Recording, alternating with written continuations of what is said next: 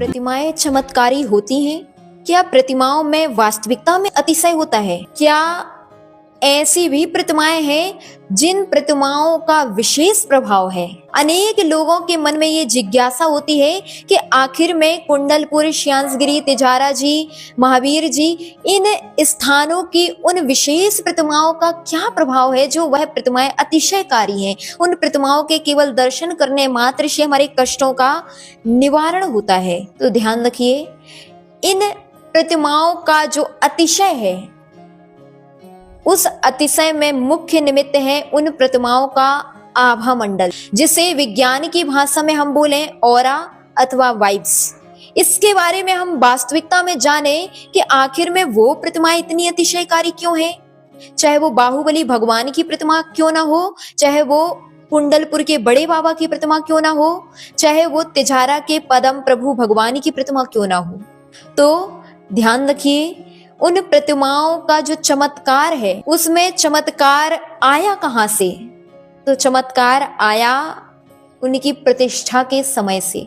जब प्रतिमाएं प्रतिष्ठित होती हैं, उस समय अगर सूरी मंत्र प्रदाता और प्रतिष्ठाचार्य सही है, सही क्रियाओं के साथ, सही मंत्रों के द्वारा, सही अनुष्ठान के द्वारा और विशेष विशुद्धि के द्वारा जब प्रतिमाओं में सूरी मंत्र, प्राण प्रतिष्ठा, अंकन्यास, मंत्रान्यास, नेत्रोन्मीलन, अधिवासन आदि क्रियाएं की जाती हैं, तो वह क्रियाएं विशेष प्रभाव उस प्रतिमा में डालती हैं और उस क्रियाओं का ये प्रभाव होता है कि वह प्रतिमाएं चमत्कारी हो जाती हैं। यही कारण है कि जो आज हम देख रहे हैं अतिशयकारी प्रतिमाएं, उन अतिशयकारी प्रतिमाओं का मुख्य निमित्त है उनमें विशेष सूरी मंत्र सूरी प्रदाता के द्वारा दिया गया था, विशेष विशुद्धि के साथ दिया गया था, और जो यजमान था, प्रतिष्ठाचार्य था, वह भी विशेष विशुद्धि से युक्त था। जो क्रियाएं की गई थी एकदम शुद्ध आगम के अनुसार की गई थी और ये निमित्त रहा कि वह प्रतिमाएं अतिशयकारी हो गईं। देखते हैं, भगवान बाहुबली की प्रतिमा एक ऐसी प्रतिमा है, चाहे जैन पहुंचे चाहे जैनेतर पहुंचे, हर व्यक्ति को मंत्रमुग्ध करती है, हर व्यक्ति को आकर्षित करती है। और तो क्या, उस प्रतिमा का यह भी चमत्कार है कि उस प्रतिमा में कोई भी पक्षी बैठता नहीं है। दूसरा चमत्कार है कि प्रतिमा की परछाई नहीं पड़ती। ऐसा हमने सुना है, देखा तो नहीं है।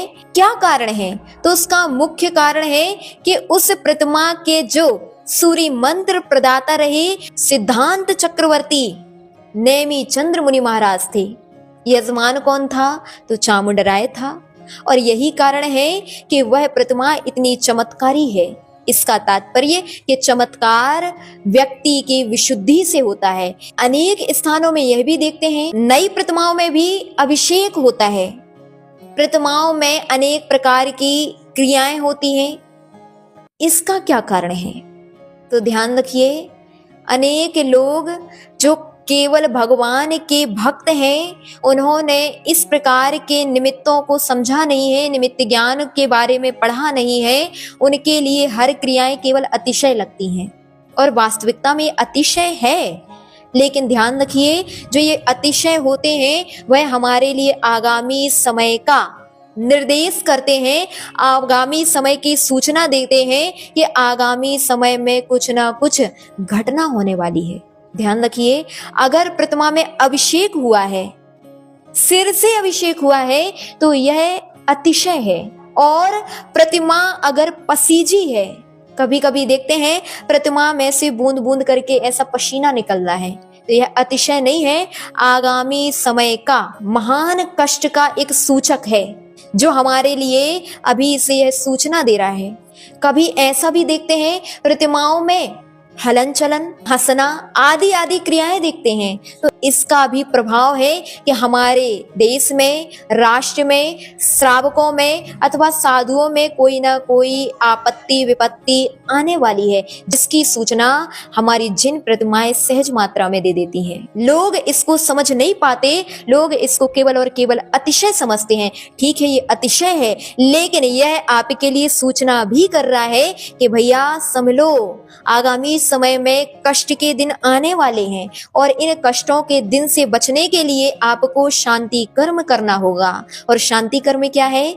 महान पूजाएं, विधान आदि धर्म अनुष्ठान, जाप पाठ आदि ये क्रियाएं आगामी समय में जो आपत्ति विपत्ति आने वाली होती है उन आपत्तियों को कुछ मात्रा में कम कर देती है। इसीलिए यह सूचना आपको अगवा करती है कि आप संभल जाइए और हमारे लिए उस समय संभल जाना चाहिए। जितना अभी तक हम धार्मिक अनुष्ठान कर रहे थे उससे कई अधिक मात्रा में धार्मिक अनुष्ठान करना प्रारंभ कर देना चाहिए। तो इस प्रकार से देवोपुनीत अतिशयों को हमारे लिए समझना चाहिए।